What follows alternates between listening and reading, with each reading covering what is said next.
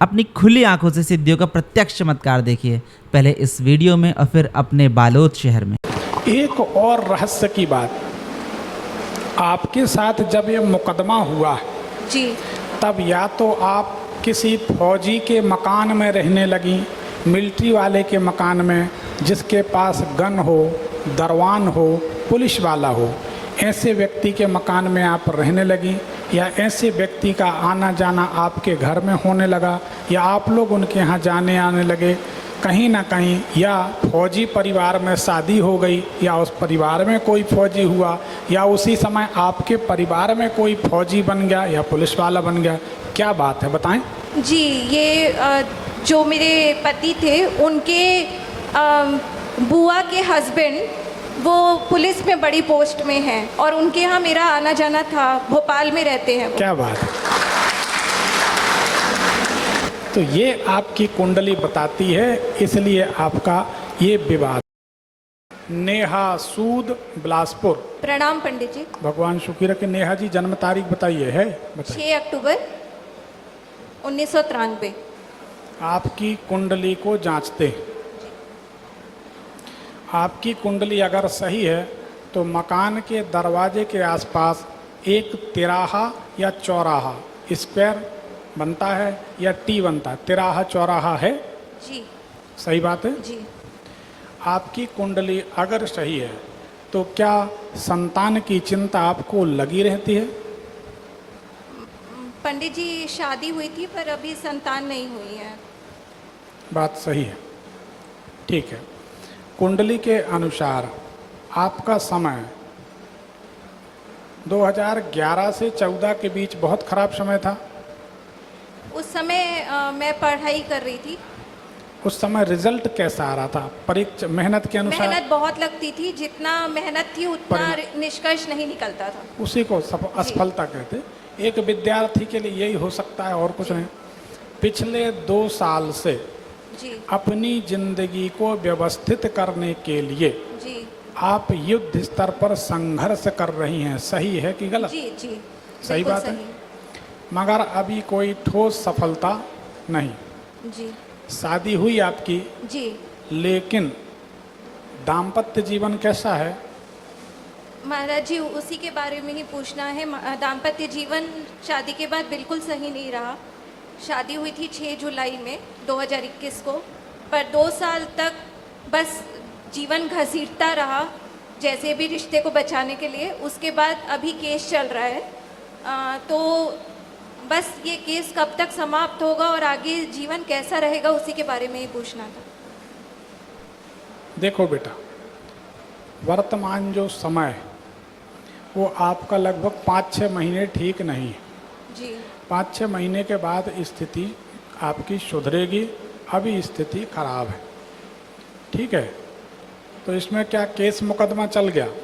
जी महाराज जी, अभी मैं इससे पहले बेंगलोर में थी, वहीं पे केस हुआ था और बहुत वायलेंस के बाद ये केस करा मैंने। पर अब ये केस कब तक किसके पक्ष में होगा, क्योंकि मुझे बहुत चिंता है इसकी, और आगे मेरा जीवन कैसा रहेगा ये आप बता देंगे।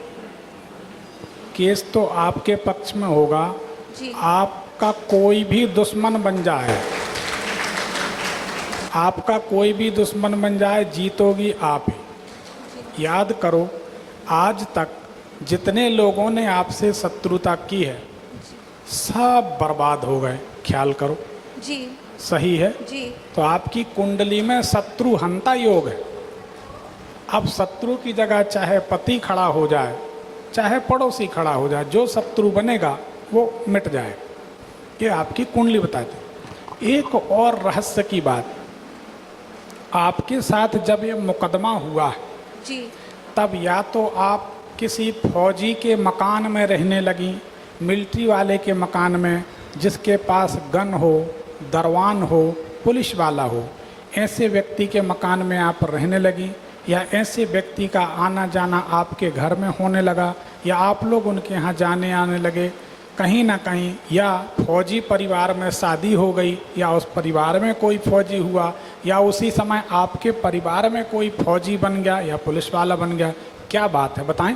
जी, ये जो मेरे पति थे उनके बुआ के हस्बैंड वो पुलिस में बड़ी पोस्ट में हैं और उनके यहाँ मेरा आना जाना था, भोपाल में रहते हैं। क्या बात है। तो ये आपकी कुंडली बताती है, इसलिए आपका ये विवाद। आगे ध्यान रखना, जी कभी भी कोशिश करना पुलिस वालों से, मिलिट्री वालों से, ठीक है ना, कोई गनमैन है, दरवान है, उनसे ना तो शादी करना है, ना उनके घर में शादी करना।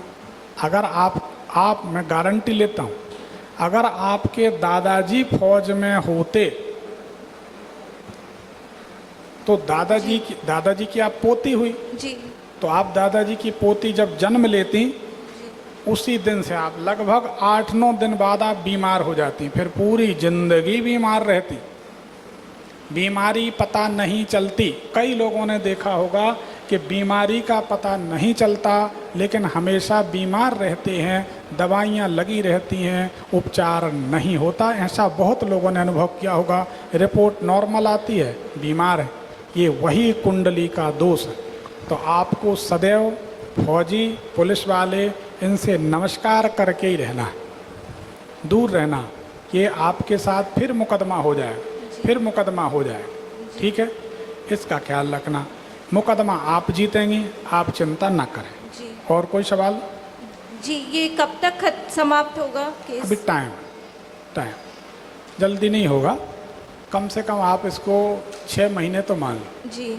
उसके बाद रास्ता नहीं। और महाराज जी, पहले ये सब जो कुछ हुआ उसका कोई कारण था, और आगे जीवन में कैसा दाम्पत्य जीवन रहेगा ये पूछना था। हम तो ज्योतिषी हैं, सभी लोग यहाँ पढ़े लिखे हैं।